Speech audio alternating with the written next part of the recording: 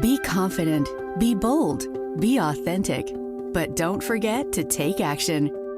This is Ordinary to Badass, where our stories empower women to step into the spotlight of their own lives and pursue what they're truly passionate about. It's time to step into the arena and become more than just extraordinary. It's time to become a badass with your host, Marie Sonneman.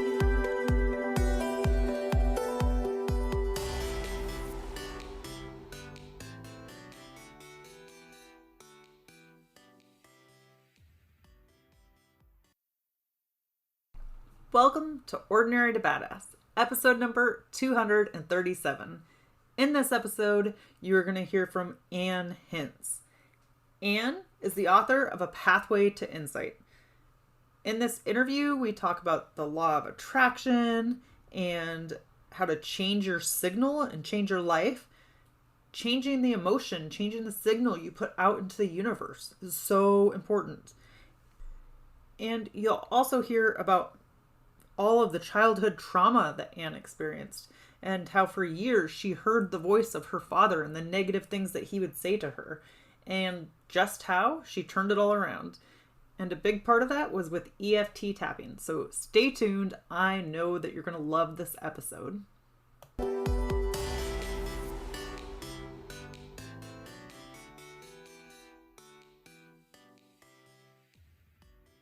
Welcome to Ordinary to Badass. Whether you're ordinary or badass, I am so glad you're here. Today's guest is Ann Hince. Ann, thank you so much for being here. Excited to have you on the show. Thank you. I'm excited to be here. So before we go any further, I've got to ask you, do you consider yourself ordinary or badass? I consider that I was ordinary and that I have now developed a skill that could be called badass. Nice. So what do you think it was that helped you develop that skill? Well, it was really a desire. I so wanted to change. I wanted things to change. I wanted my mind to become peaceful. And yeah, I had that desire and that will to do the work. Okay, awesome. I can't wait to dig into your badassery a little bit more. But first, will you tell us a little bit about yourself? Sure. Well, right now I'm in California. I live in California. I'm a mom, 2 boys. I'm actually from England. And I had a lot of trauma in childhood. I think a lot of us do. And I actually believe that the more trauma we have in our life, the greater our capacity for spiritual growth. So possibly the more likely someone is to do this work because they know how bad things can be and they want the opposite. So I was actually born with my right foot up against my right shin. So I had physical therapy for the first 6 weeks of my life. And then I was adopted into a family that had just suffered a trauma, because they had a boy that had been adopted 2 years earlier, and then they adopted another little girl, and they had her for 6 months. And then the birth mother changed her mind. So they had to give this little girl up, and I was the replacement into that family. So that, I know, was a trauma for me. And then I had more things. I had a house fire when I was like 3 or 4, and I was the one who saw the flames coming in through my bedroom wall. And then at the age of 9, I went to a boys' boarding school. I was the first girl boarder at a boys' boarding school for 2 years. And I was teased mercilessly by all those young boys. So that definitely lived inside of me.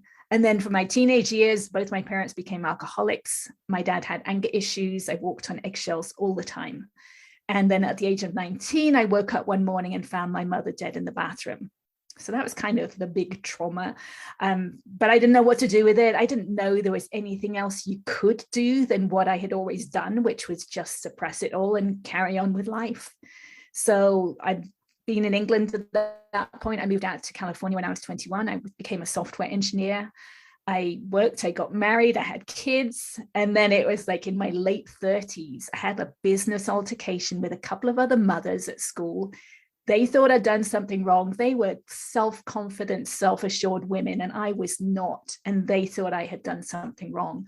And my mind just spun out of control, and it just went over and over what had happened for days. And I realized at that point, I don't think this is normal. I don't think other people would react this way to what had happened. And that's when I realized, well, maybe it's something from my childhood that I need to look at, because it reminded me of how I would react when my dad would tell me I'd done something wrong. So that was kind of the first inkling that maybe I had some work to do there. Well, that's pretty insightful though, because I don't think that a lot of people would necessarily realize like, oh, this is triggering me. This is going back to my childhood. Like, unless you've already done some work. What do you think helped you to realize that? Gosh, I don't know. I had done a lot of work over the years. I'd done a lot of exterior things, like I'd done a lot of dietary changes and that kind of thing. And I'd done positive thinking and those kind of things, but nothing ever lasted, right? The changes would last for maybe 2 or 3 weeks. And then I would start to feel the same that I always felt. So I had done work over the years. And I think it was just the depth of that experience that actually took me to the place of having to find some reason for it, because I couldn't go on like that. It was just too much.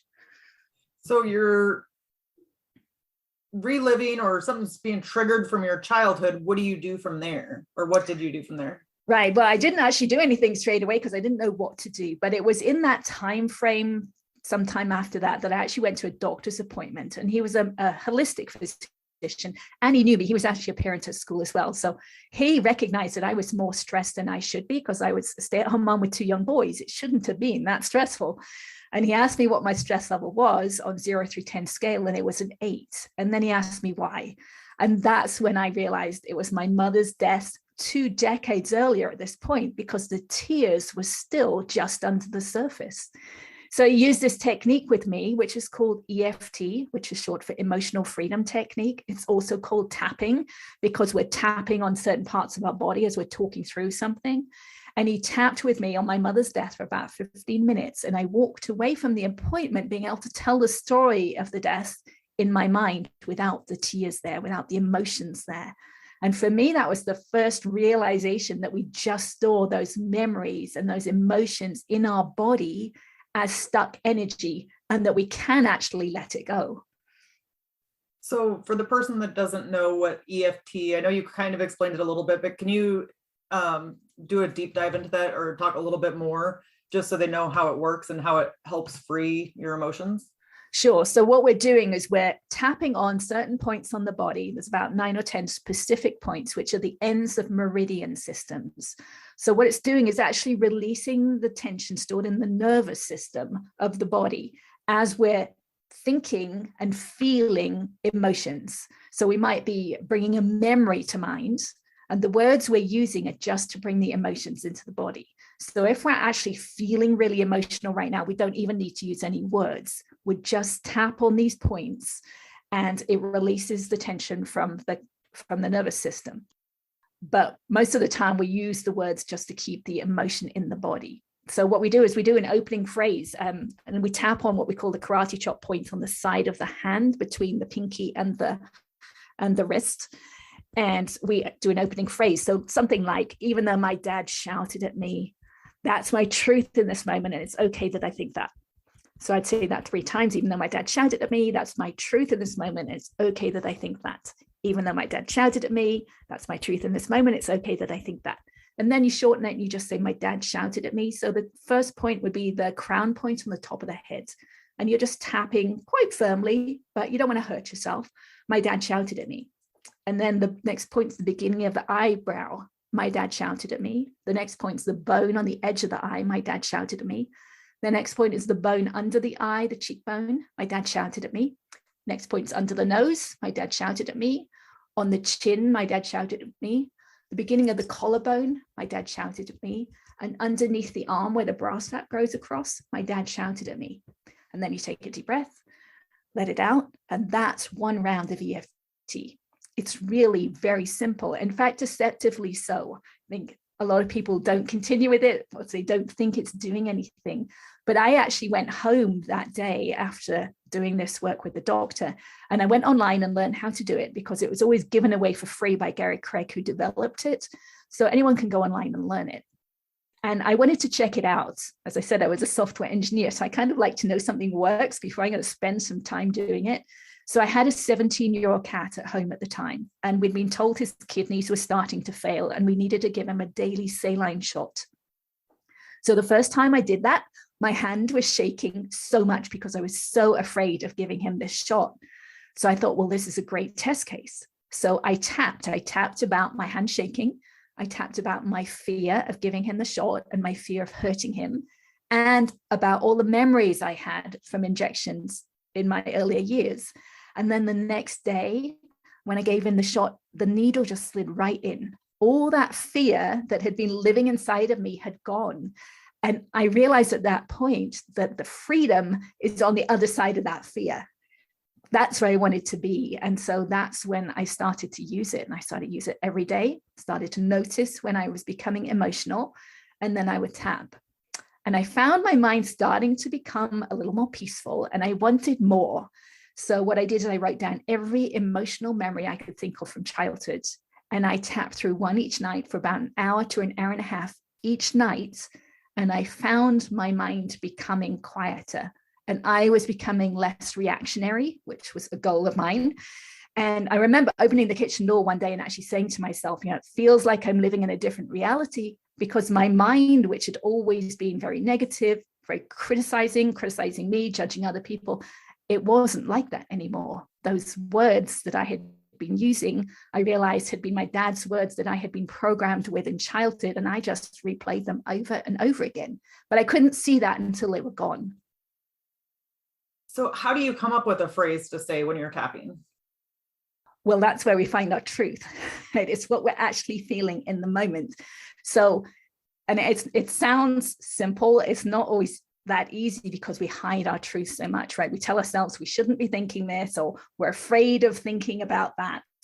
And so we actually have to find what we're actually feeling in the moment. So if we're afraid of actually delving in and looking at our history, that's what the phrase we would use, right? I'm afraid of delving in and looking at my history. That's fear of delving in and looking at my history. So that's what I would tap using those words. But if I'm doing something like a story, like my mother's death, I would actually talk through the story, like I'm telling it to someone exactly what happened. And every time I feel emotions, some emotion, I would tap about that emotion, right? And then you go back to the beginning of the story and you tell it again.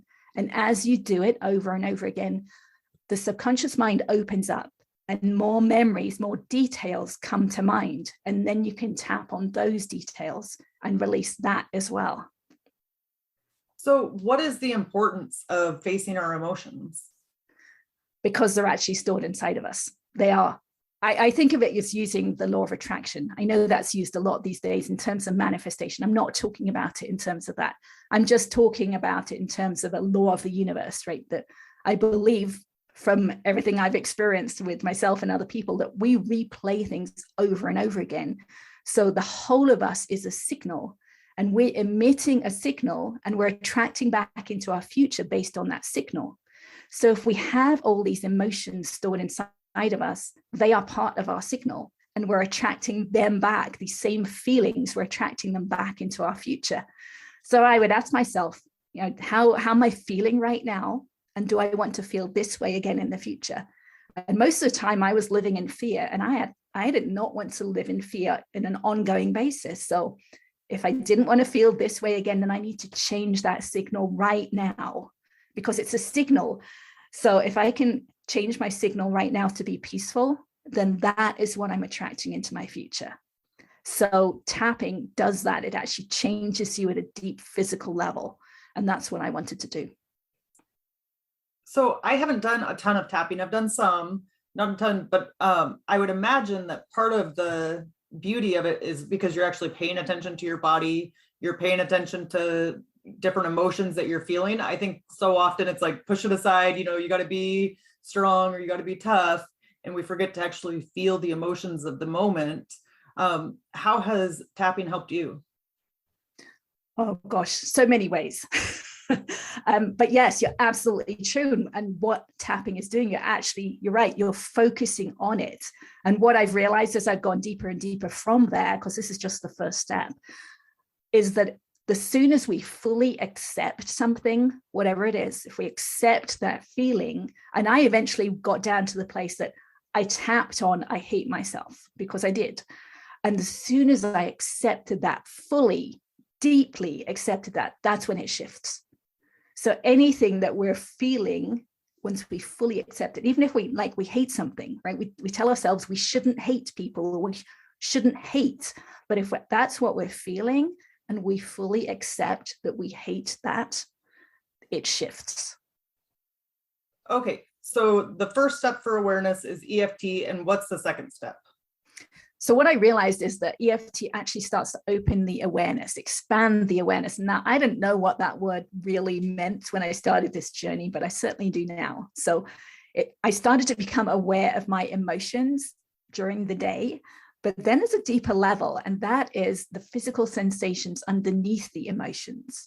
So we use words like sadness, I'm sad, or I'm angry, I'm frustrated. But what we're really describing is how we're holding ourselves, the set of physical sensations or tension that we're holding inside of us. And I hadn't been aware of this at the beginning, and I think most people aren't at the beginning. Some people are, like empaths, might be more aware of those sensations, and they might be able to work at this level. But I had to develop this ability. So then I would start feeling the sensations, putting my awareness on my attention on the tension that I could feel inside. And I would hold my attention there. And I found I actually had to be like a statue. I actually had to stop moving and stop breathing so that I could focus on this tension. And then I would just talk to it, because I just want it to be felt. It's just stuck energy in the body that wants to be released, but I had suppressed it for 20, 30, 40, 50 years at this point. So I would focus on it. And then at some point I would need to take a breath, and there would be a shift. There would be a release in this tension. And then I would think the thought again, the one that had this emotion attached to it, feel it again, and allow it to shift and release. Now do it again and again with the same thought until there was no more emotion left underneath this thought. And I would do this then at night. Instead of doing the EFT, the tapping, I would lay on the sofa. And now I would work with more collective traumas like 9/11 or Fukushima, or one of those big traumas. And I would just feel all those sensations inside of my body and just allow that energy to dissipate. And I would do it over and over again. So that was kind of the second step. Now, at some point during this process, I found that I could keep my awareness inside my body after the tension had released, which was really weird. I had no idea what I was doing. I'd never heard of anyone doing this before. So the only way I can kind of explain it to someone is, imagine you have a toothache or a stomach ache. You can pinpoint where that pain is coming from in your body. But once the pain has left, you can't really find it again. You don't really know where it was. You can't pinpoint it anymore. I found that I could keep my awareness inside. And then I just started playing. It's like, well, can I do it again? I've done it once. Can I do it again? And I found that I could. And then, well, what can I do at this point? So I started to see if I could move my awareness around inside. And I found that I could. And I could find where there was no tension or where there was tension. So I would search out tension, and I would focus on the tension. I would put my awareness, my focused attention on it for as long as I could. And then it would shift and release. And then I would do it again and again. So now I'm doing on the inside what I was doing with the physical sensations on the outside, and what I was doing with EFT, just using words, just at a deeper level of awareness. So I would just do this over and over again. And then at some point, and it took many months, but I could actually get my awareness inside my head. And that was pretty amazing, because when I got my awareness inside my head, there was so much pain and tension. The forces pulling my bones out of alignment were just over this world. I mean, they were just incredible. I'm never going to be able to explain to someone how much those forces were. And I just started working on it a little bit at a time, just focusing on the pain, letting it release, focusing, letting it release over and over again. At some point, I actually felt and heard something release. It sounded and it felt like old fabric ripping. And again, it was a little scary. I didn't know what I was doing, but that's when I researched and I realized I think it was an adhesion in connective tissue or fascia that was releasing. And I figured I'm on a path at this point, so I didn't think I could be doing anything wrong that would hurt me. I was just releasing inner tension. So I just kept going. And over the months and the years, I would actually feel my bones relax into a more, what I now know is a more aligned position. just as the tension has been released. So that's why it was great last year to get new x-rays taken compared to 2013 and actually see that the bones have shifted. My eye sockets have aligned, and I didn't even know those bones would move. And my jaw, which was way off to the side, is now more in the center. And my neck, I have scoliosis, I think, from being born with my foot up against my shin.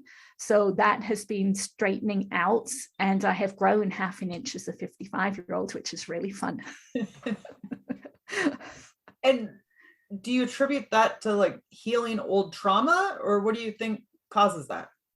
Yes, I do. I believe it's all of the trauma, all of the programming that we have is stored physically inside of us as tension in the connective tissue. So at each level, even starting with the EFT, I'm actually releasing dis-ease inside, or tension that's stored in the connective tissue. So earlier you were talking about like really feeling these feelings of tension and feeling it inside your body. I can imagine for some people that's terrifying, and it might feel too overwhelming to start or to do it by yourself. What would you say to those people? And also, when do you suggest that they get like an EFT coach or therapist? Right. So definitely our coaches or therapists, and you can definitely go and use one if you wanted. I wanted to do it myself. I'm just that type of person. And for me, having that experience with the cat and the injection and actually seeing the freedom is on the other side, and that's where I want to be, and realizing that it's just stuck energy, right? All those emotions, all those memories, they don't exist outside of us. They just exist inside of our mind and our body, and we can let them go. So yeah, it is kind of scary, and we sometimes think that those feelings are going to annihilate us, but really it's just stuck energy that wants to leave. And I use those thoughts as incentive to keep going. I knew I wasn't going to be annihilated, and I knew there was freedom on the other side. So I just kept going. So the first step is EFT. The second step is feeling the sensations and awareness. And then what's the third step? That's actually being able to put your awareness inside and move and actually release directly in the connective tissue itself. So how do you know once you've accomplished it? You will know. I have one friend who has managed to get on the inside and release tension in the connective tissue, and she knew. She absolutely knew. It's like nothing you've ever experienced, because it's different. You're sensing at a different level. So what do you do from there? Like, I'm assuming issues always come up. We're human. There's going to be, like one trauma here, but how do you know where to go next? Absolutely. There's always things that trigger us, right? So for me, I keep working on triggers. I will actually go out of my way now to find triggers. I will watch the news. I will feel what's happening on the inside of me, because I know the more I release on the inside, the greater my awareness is, the depth of my awareness on the inside, the greater my depth of awareness is on the outside. Right? This whole journey to me is part of the enlightenment process, right? We're letting go of that burden that we've been carrying all these years. And life gets better as you go along. It gets more fun, right? It's easier to laugh. It's easier to smile. We're not carrying that burden. And, other things start happening. Incredible synchronicities start happening. You're releasing the dis-ease on the inside, right? So I'm not as reactionary anymore, right? I'm much more peaceful in all sorts of situations. I'm in the present moment in most situations, which in itself is the thing. I mean, I just love life. Whereas before I was in fear a lot of the times, right? I was trying to avoid things. So I wasn't in the present moment. And one of the fun things about this is I think of our head, our skull, as our echo chamber for our voice. So I can sing notes now that I couldn't sing before, right? My voice would actually not get to different places before that it can get now. So for me, it's fun to sing in the shower and to sing in the car. Now, I used to do that before, but now my voice has changed. So just things like that happen along the way. If we're looking for different results than we're already having, like say we want to have a life with more ease, are there ways that we can attract different results? That's more like the manifestation type thing. Yes. Yeah. I have a chapter in my book about that. And what I believe it is, we have resistance to something we want, right? If we don't have something we want, we have resistance to it. So I have all sorts of questions to bring up that resistance. And that's what you would tap on with EFT. The thing about EFT I forgot to mention, is it works on the negative. We've been so programmed to be positive, to try to be positive, but it's the negative that's stored in the body. It's the tension, right? I can see inside. I can only see tension or no tension. So it's the tension we need to release, which is the negative. So if we've got resistance to something we want, we don't need to focus on the thing we want at this point. We need to find the resistance to it and let go of that. What does that process look like finding the resistance? Right. So, well, let's see, there's something, what would you say something you want? Well, you want more ease, right? Right. So if you want more ease in your life, so what is it that's happening now that's not ease, right? There's too much to do, or finances are too hard or something, right? That's what you would tap on. It's just too much to do, right? You might use those words. It's just too much to do. There's too much to do. There's too much to do. And you would keep tapping through with those words until there's no more emotion behind that phrase. Right, that allows the energy to flow more. Then you can tap on the thing that you want. And if you don't have it yet, where's the resistance to it, right? So there's two sets of resistance. There's two sets of questions that I ask in the book to bring up the resistance. And you tap all of those out, then the energy flows, right? The resistance is stuck energy. If you let go of the resistance, then the energy flow is there. So through our resistance, are we blocking our own path, or possibly blocking our own successes? Absolutely. Yes. I think of the resistance, almost like electrical resistance. It's almost like, I do think it's stuck. It's energy stuck in the connective tissue. And if we let go of that, the way that I think of it is, this gets to the spiritual aspect.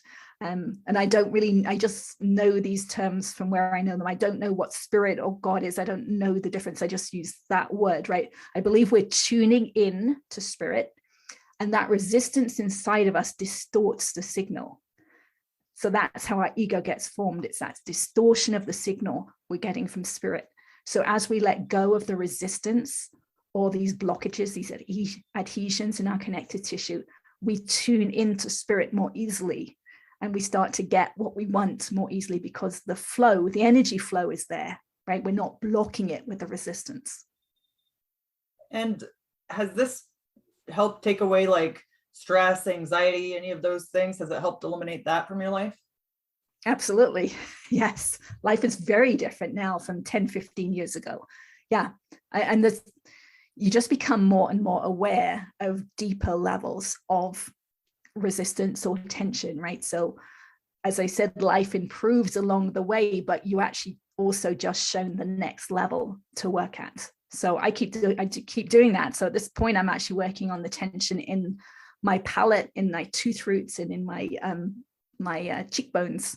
There's a lot of tension stored in there still, but it's such a deep level compared to where it was, right? It started with just words and stories, and then it went to sensations, and then it went inside the body. Can you tell us a little bit about your book, what it's called, and tell us a little bit about it? Sure. It's called A Pathway to Insight, because I believe this is the original meaning of the word insight, right? To be able to actually see inside the body, inward sight. So I talk about how I believe we're programmed, how that programming gets stored in our connective tissue. And then I go through the different steps in detail, the EFT, the feeling the feelings, and then sensing inside the body. If anyone else wants to do it, I would love to speak to other people who have done this work. What would you say to the person who's just starting out or considering starting tapping? Well, the best way to go about it is just to start to become aware of when you're emotional during the day. Even that is a big step, right? We tend to get caught up in our emotions, but just stand back and notice, oh, I'm getting angry, or I'm getting frustrated. And even then taking a deep breath at that point is going to change your signal, and it's going to change your future. But then the next step would be learning something, a tool like EFT. and working with that. So, Ann, let's end with a tip to encourage women who are in the arena fighting for the life that they want. I would say do this work, because there's so much more depth to life than most of us know. Certainly than I knew 10, 15 years ago. There is so much more depth to life, because the more you know yourself on the inside, the deeper you know yourself on the inside, the deeper you see things on the outside. And that's just depth to life. And Ann, how can we connect with you? I have a website, annhince.com, and you can see my x-rays on there. I have a YouTube channel that has a demonstration of EFT and a demonstration of feeling your feelings, and I talk through the different steps. So it's all available there. And I have a public Facebook page that I love explaining things on, and I'm happy to interact with anyone there. Thank you so much, Ann. You've been a total badass, and I've enjoyed hearing your story. Thank you. It's been lovely to be here. Words are hard. With that, let's end our show. To all the badass women out there staying in the arena, wherever you are, whatever you're doing, own it and get after it. Okay, 5 takeaways from today's episode. 1, we store memories and emotions in our bodies as stuck energy, and we can let it go. 2, knowing we have emotions stored inside of us and they are a part of our signal, and we are attracting them back. These same feelings we are attracting back to us into our future. So ask yourself, how am I feeling right now? Do I want to feel this way again in the future? 3, go out of your way to find triggers. The greater awareness that you have on the inside, the greater awareness that you'll have on the outside. 4, it's the negative that's stored in our body. So we're so programmed to be positive that we're ignoring the negative. It's the tension we need to release. If we've got resistance to the thing we want, we don't need to focus on the thing that we don't need to focus on the thing that we want. At this point, we find resistance to it, or find the resistance to it. So focus on the negative, the resistance that you have, and that'll help you manifest or move past it. Number 5, there's so much more depth to life than you know. The deeper you feel on the inside, the deeper you feel on the outside. If you like this episode, I would be so grateful if you headed on over to iTunes and left a 5-star rating and review. Every little review helps. And you know what? If leaving a review is not your thing, then share it with a friend. There's 3 little dots at the top of your episode, and you can look down the list, because usually a list of things pops up, and put share. And you can share it with them via text message or email or however you want. But I want to grow this tribe of badasses, have other badasses like you and me, and I need all the help I can get. All right. With that, let's end the show, and I will talk to you on Thursday.